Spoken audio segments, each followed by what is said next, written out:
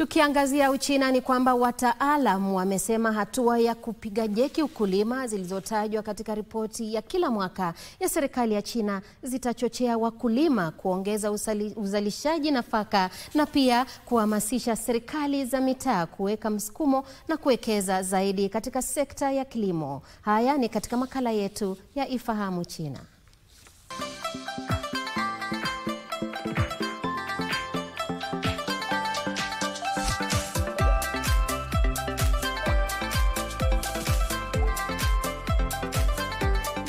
Kulingana na ripoti ya kila mwaka ya serikali, China imeongeza lengo lake la uzalishaji wa nafaka kwa mwaka huu wa 2025 hadi kiwango cha juu kabisa cha zaidi ya tani milioni 700. Kuboresha mfumo wa kusaidia na kunufaisha wakulima wa nafaka ni njia muhimu ya kuwaunga mkono kwa serikali za mitaa katika maeneo makuu ya uzalishaji wa nafaka.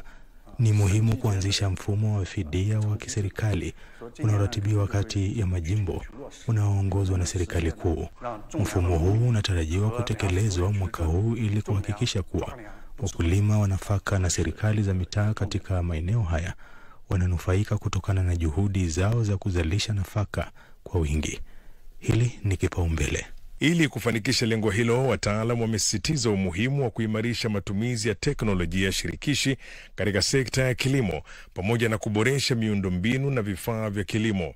Hatua hizi zinatarajiwa kuongeza mavuno kwa kila eneo la kilimo. Kwa kujenga mashamba yenye viwango vya juu, kuimarisha kilimo cha kisasa cha miundombinu na kuboresha vifaa vya kilimo, tunaweza kuongeza uwezo wetu wa kuzuia na kupunguza athari za majanga ya asili.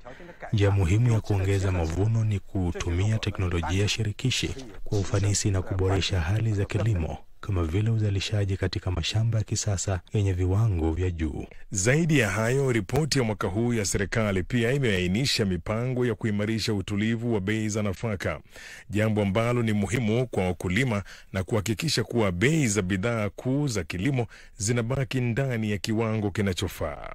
Hivi karibuni bei za nafaka zimekuwa dhabiti na zimeanza kupanda, huku bei za bidhaa za mifugo na kuku zikiendelea kuwa imara. Hili ni jambo la kutia moyo kwa wakulima.